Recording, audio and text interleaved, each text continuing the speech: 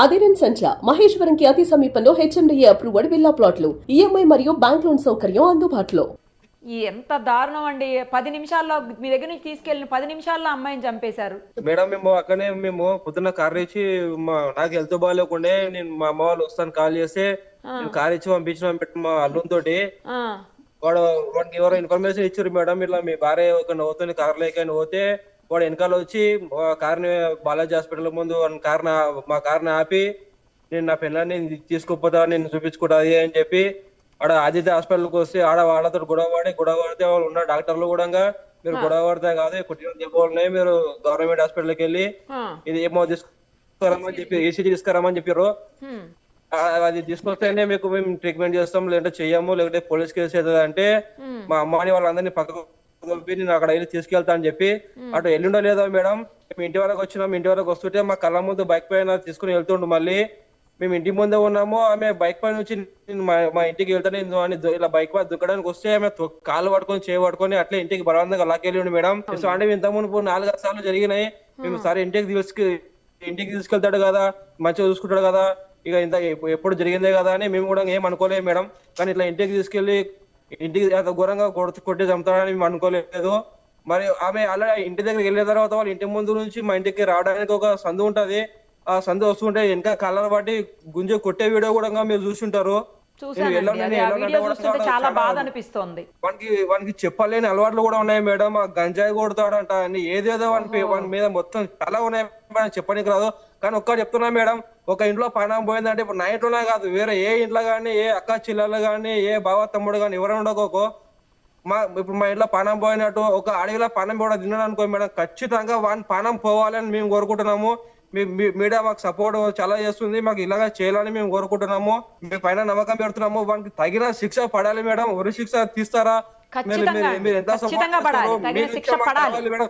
ఒక అడవిలో ప్రాణం పోయిందంటే ఖచ్చితంగా ఒక మొగన్ పనం పోవాలి మేడం. అతి ఘోరంగా కొట్టి చంపడం మీరు చూసింటారు. ఇలాంటిది ఎవరికి కారదని కూడా ఖచ్చితంగా ఒక శిక్ష పడాలని కోరుకుంటున్నాం మేడం. మేము దారుణం అండి. మీరు కూడా అన్ని సార్లు కొడుతుంటే అమ్మాయిని అంత హింసిస్తుంటే కుటుంబం హింసిస్తుందని చెప్తున్నారు. భర్త అయితే దారుణంగా కొడుతున్నాడు. మరి అలాంటి పరిస్థితుల్లో ఎందుకు అమ్మాయిని పంపించారండి? కనీసం మీ దగ్గర అన్నా ఉంచుకుంటే వాళ్ళ ప్రాణాలతో ఉండేది కదా అమ్మాయి. మా దగ్గర ఉంటే కూడా వచ్చి రచ్చ రావాలి మేడం, వచ్చి రచ్చ చేయాలి. ఆ ఊరు పెద్ద మనుషులు కానీ పటేన్లు కానీ వాళ్ళందరూ చెప్పాలి, మీకు మీ చెల్లెలకి మీకు మీ బావ దగ్గర ఇచ్చి సంసారం చేపించే ఉద్దేశం ఉందా లేదా అని ఇట్లా మాట్లాడేలా మీద మా చేతులు మొత్తం కట్టేసారు అందరూ. లేకుంటే వాడిని మేమనే ఎప్పుడో కొట్టైనా సక్కువ చేస్తుండే. మా పెద్దోళ్ళ మాటలు నేను కూడా మేము ఈ రోజు మా చెల్లెని ఓడగొట్టుకున్నామండి. మేము ఏం చేయాలి చెప్పండి?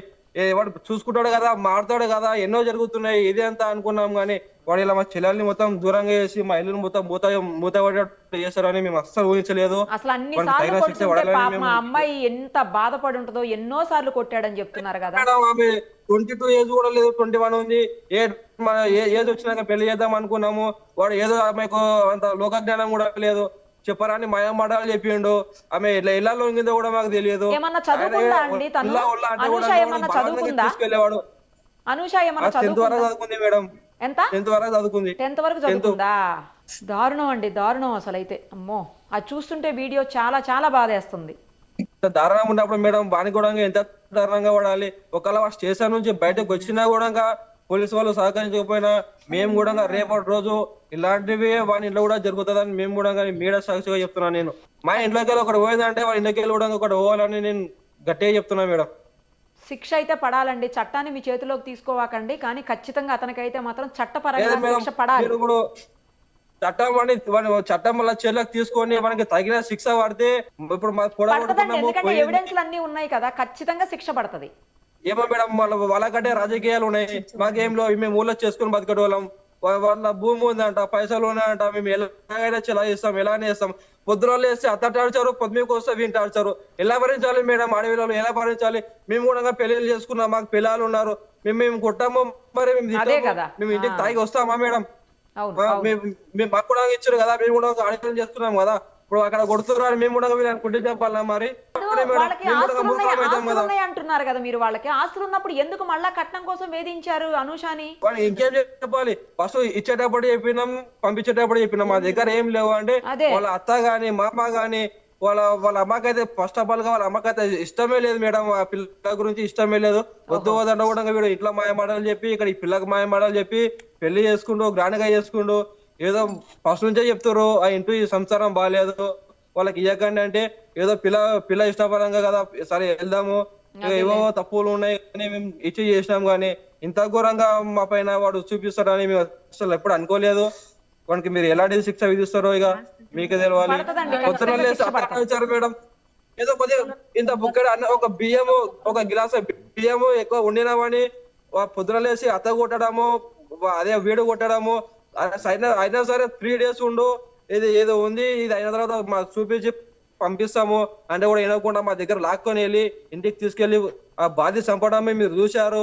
దానిపైన మీరు ఏం చర్య తీసుకుంటారో తెలియదు, అవునండి, ఆ ఎట్లా రోజు చేస్తారో ఆ తెలియదు రోజు మేడం. కూడా ఏదో ఆల్రెడీ రైస్ ఉంది చాలా ఇంట్లో, మళ్ళీ వండింది అని చెప్పేసి కొట్టాడు అంటున్నారు, ఎక్కువ వండింది అని చెప్పేసి. నిజమేనా? మేడం ఇప్పుడు ఆదివారం రోజు వండారు మేడం, వాళ్ళ ఇంట్లో వాళ్ళ అన్న గాని తమ్ముడు గాని ఎవడన్నా గాని మొత్తం హోటల్లో తినటోలే మేడం, ఎవరు తినలేరు. మరి ఇప్పుడు మళ్ళీ పొద్దున లేస్తే మేము పనికి వెళ్తాము మరి నువ్వు సజ్జనమే పెట్టి మాకు తొలిస్తావా? అంతే కదా, అవును, కరెక్టే కదా, అవును.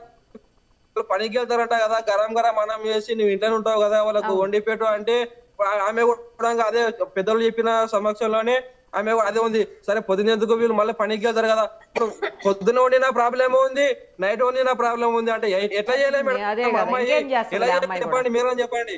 అవును, చెప్పండి. నైట్ వండేది ఉంటే పొద్దున లేస్తే సద్యనం అంటారు, ఇప్పుడు గరం అన్నం చూస్తే మన సద్యనం మిగిలింది అంటారా? ఇవన్నీ వాళ్ళేనా? ఆ రోజు అయితే కొట్టింది, ఇప్పుడు చనిపోయినప్పుడు కొట్టింది అయితే ఈ అన్నం కోసమే కొట్టాడంట కదా, నిజమేనా? నిజమే మేడం. మరి అంత చిన్న అన్నం విషయంలో కొడతారా మనుషుల్ని? కొట్టి చంపేస్తారా? కదా కొంచెం ఇట్లా ఎందుకు అన్నం చేయనీకి రాదా, ఒక ఉప్పు కారం తినడానికి మంచి లేదంటే తప్పు ఉంది కానీ ఏదో ఆవుల ఎట్లా ఇప్పుడు ఎక్కైనా తక్కైనా వాళ్ళతో ఆవులు ఉన్నాయి, ఆవులకేస్తారు కదా మేడం కుడిది లేక, అట్లా ఎందుకు అనుకుంటలేరు వాళ్ళు? చాలా చాలా దారుణం అసలు. మళ్ళీ ఇప్పుడు చంపిన తర్వాత కూడా ఆమె మెడలో ఉన్న పుస్తకాలు గాని కమ్మాలు గాని అన్ని లాక్కొని మొత్తం అన్ని లాక్కొని దగ్గర వెళ్ళిపోయాడు. వాడు ఎంత మూర్ఖుడు అని చెప్పండి. అదే కదా, అసలు ఇప్పుడు మనిషి చనిపోతే అవన్నీ తీసుకునే పనిలో ఉన్నాడు ఇతను. వాడికి చంపుకుంటా లేదు మేడం, ఆమె ఏముంది బంగారం ఉందా ఏముందా వాడు చేసే మొత్తం దందా కూడా అలాంటిదే మేడం. నేను బండ్లు పెట్టుకోవాలా బంగారం పెట్టుకోవాలన్నా ఎవరిని మోసం చేయాలి ఎవరిని కొట్టాలి నేను గంజాయి అమ్ముందా ఇలాంటివన్నీ చెప్పరాని ఉన్నాయి మేడం. అని పైన మీరు గట్టిగా పోలీసు వాళ్ళకి పంపించి మళ్ళీ ఒకసారి ఎంక్వైరీ చెప్పిన వాని పైన మొత్తానికి ఇంకా బయట పడతాయి వాళ్ళ పైన. చేస్తారండి పోలీసులు, సమగ్రంగా దర్యాప్తు చేస్తారు, అందులో డౌట్ ఏం లేదు, ఎవిడెన్స్లు కూడా ఉన్నాయి. 100% శిక్ష పడుతుందండి. ఆ ఆత్మకు శాంతి చేకూరాలని మాత్రమే మనం ఇప్పుడు కోరుకోగలిగింది, ఇంకంతకంటే చేయగలిగింది కూడా ఏం లేదు. మేడం నేను మీ మీడియా సాక్షి చెప్తున్నా, ఒక పానం పోయిందంటే వాళ్ళు కూడా ఇంకొకరికి ధైర్యం రావాలి, ఒక అడవిలకు ధైర్యం రావాలి, మాలాంటి అన్నదమ్ములకు ధైర్యం రావాలి అంటే వానికి ఖచ్చితంగా వానికి బయటికి రాకుండా ఉరి శిక్ష పడేటట్టు మేమే కాదు మేడం మా ఊరు మా దోస్తుల కాడికి వెళ్ళి ప్రతి ఒక్కరి నుంచి మేము కోరుకుంటున్నాము వానికి తగిన శిక్ష అంటే ఉరి శిక్ష చేయాలని మేము ఖచ్చితంగా తగిన శిక్ష పడుతుంది, ఖచ్చితంగా పడుతుంది. మీరు కొంచెం ధైర్యంగా ఉండండి అంతే. మేడం నా ఇంటిలో జరిగింది నాకే కాదు ఇబ్బంది అని నేను అనుకోవడం లేదు, వేరే వాళ్ళకైనా ధైర్యం రావాలి, మేము చేసే పోరాటానికి వేరే వాళ్ళకైనా ధైర్యం రావాలి, వాళ్ళైనా బాగుపడాలి. మేము ఎలా లాస్ అయినాము ఏమైనాము మా కర్మనో మేడం, మనిషి ఎలాగో తిరిగి రాదు. అవును, ఇక ఉన్నోళ్ళైనా మంచిగా బతకాలంటే మేడం వానికి తగిన శిక్ష పడాలని కోరుకుంటున్నాం మేడం. మేము ఖచ్చితంగా అండి, ఖచ్చితంగా అండి, ధైర్యంగా ఉండండి. అక్కలోళ్ళు కూడా అంటున్నారంట మేడము సంపతిరా సంపతి ఇల్లు ఆడిస్తుంటే నేను చంపి చేరుకోత అన్నాడంట అమ్మ కూడా. పాపం చేసిన అమ్మ బువ్వల మనవ ఎంత చంప అమ్మ బువ్వ అంటే మళ్ళా మళ్ళీ తల్లి నేను నైట్కి ఎందుకు వచ్చి నేను ఎవరు తీసుకొచ్చి నా ఇంటికి పక్కన ఇదేమంటున్నట్టు బువ్వల కట్టింది కదా తీసుకెళ్ళకుండా వచ్చిందన్న కొడలు ఎట్లా పెళ్లి చేసుకున్న పక్క ఇంటికి వచ్చి చూడడం వాడు మమ్మల్ని కొట్టి వాడు పుస్తలి అని కూర్చుండే మళ్ళీ మళ్ళీ ఇంటికి వచ్చి మా ఇంటికి వచ్చి పుస్తలు ఎత్తిస్తారా వాడు బతికే ఉన్నాడు కదా, వాడు బతికే ఉన్నాడు కమ్మా, వాడు బతికే ఉండి పుస్తలు ఎలా అడుగుతున్నాడు?